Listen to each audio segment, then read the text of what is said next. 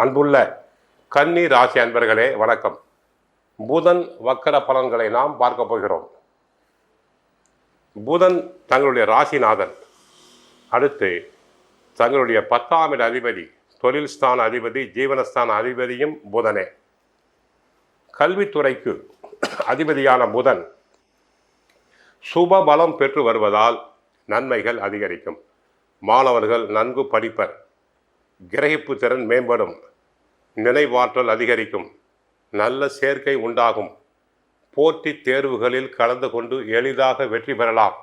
சிலர் உயர்கல்விக்காக America, England, Australia, Canada போன்ற நாடுகளுக்கு தாராளமாக செல்லலாம். இதில் எந்த விதமான மாற்றம் இல்லை. டிஎன்பிசி எக்ஸாம், பேங்க் எக்ஸாம் போன்ற தேர்வுகளில் கலந்து கொண்டு வெற்றி பெறலாம். பாடங்களில் மனம் ஆர்வமாக ஈடுபடும். நினைவாற்றல் அதிகரிக்கும்.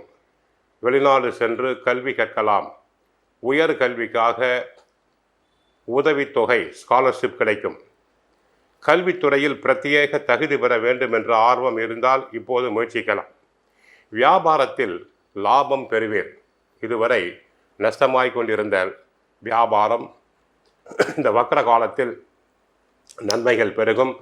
பண வரவு சீராகும். ஐடி துறையில் உள்ளவர்களுக்கு ப்ரமோஷன் கிடைக்கும். பதவி உயர்வு கிடைக்கும். சம்பள உயர்வு கிடைக்கும். வேலை இழந்தோருக்கு வேலை கிடைக்கும். ஷேர் மார்க்கெட்டில் லாபம் கிடைக்கும். ஆன்லைன் பிஸ்னஸில் லாபம். யூக வணிகத்தில் லாபம். தரகு, கமிஷன், ஏஜென்சி, வட்டி தொழில் உள்ளவர்களுக்கு, லேவாதேவி தொழில் உள்ளவர்களுக்கு லாபம் கிடைக்கும். வட்டி தொழிலில் லாபம் உண்டாகும்.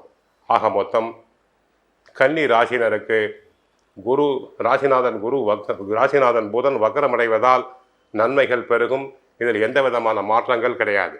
கோவிலுக்கு சென்றால் நவகிரகத்தில் உள்ள புதனை வழிபடுங்கள். மகாவிஷ்ணுவை வழிபடுங்கள்.